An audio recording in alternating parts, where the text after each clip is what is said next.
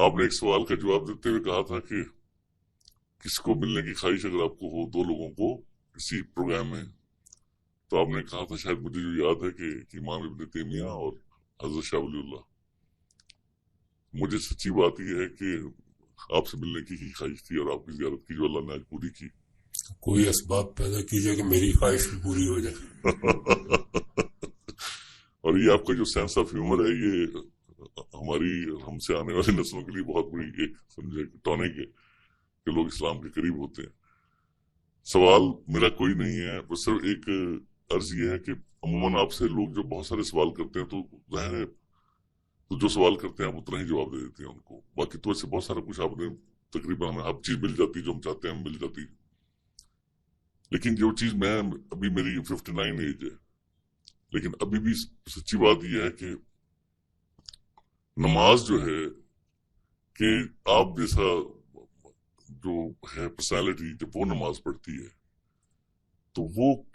ہمیں ایگزیکٹلی پتہ چل جائے کہ ثنا کتنی ٹائپ کی آپ پڑھتے ہیں، یا آپ اور کون سی دعائیں کرتے ہیں،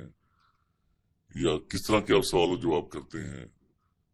ہمیں کافی ساری لائٹ تو ملی ہے کیونکہ آپ بہت محتاط ہو کے بہت ساری چیزوں کے جواب دے رہے ہوتے ہیں جو شاید لوگوں کو ڈائجسٹ بھی نہیں ہوتا جلدی سے، آہستہ آہستہ ہو رہا ہے۔ بس یہ میری ایک خواہش ہے کہ باقی تو ہم کچھ نہیں، ایسی کوئی سوال میرا نہیں ہے، کوئی خاص نہیں، بہت ہر چیز کا ہی تقریباً جواب مل جاتا ہے آپ کو پڑھ کر اور یہ سن کر جو۔ جزاک اللہ۔ آپ کے علم میں ہوگا کہ نماز کے بارے میں نے بارہا یہ وضاحت کی ہے، اس کے جو اذکار لازم کیے گئے ہیں وہ اصلاً دو ہی ہیں: سورہ فاتحہ کے ساتھ قرآن ملانا اور خفض و رفع میں اللہ اکبر یا سمع اللہ لمن حمدہ کہنا۔ یہ چیزیں تو مقرر ہیں، ان کی زبان بھی مقرر ہے، اس میں نہ کوئی اضافہ کیا جا سکتا ہے نہ کمی کی جا سکتی۔ اس کے بعد باقی نماز میری آپ کی نماز ہے۔ ہم سورہ فاتحہ سے پہلے کوئی دعا کرنا چاہتے ہیں، ہم قرآن مجید پڑھنے کے بعد کوئی دعا کرنا چاہتے ہیں، رکوع میں دعا کرنا چاہتے ہیں، تسبیح کرنا چاہتے ہیں، تحمید کرنا چاہتے ہیں، دو سجدوں کے درمیان، یہ لوگوں کے اختیار پر چھوڑ دیا گیا ہے۔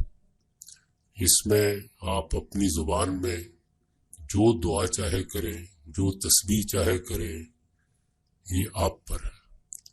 رسول اللہ صلی اللہ علیہ وسلم مختلف اوقات میں ثنا کی جگہ جو دعائیں کرتے تھے یا تسبیحات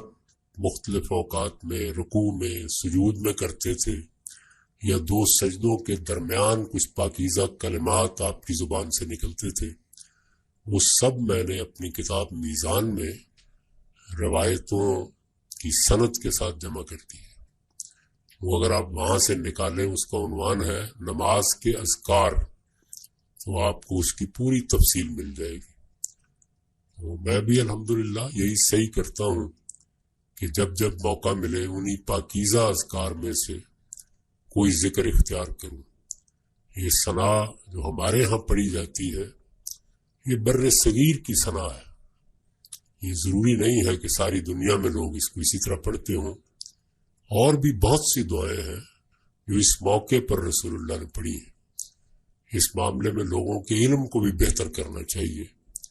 اور یہ بتانا بھی چاہیے کہ نماز میں کون سی چیزیں ہیں جن کے لیے عربی زبان ضروری ہے اور کون سی چیزیں جن میں ایسی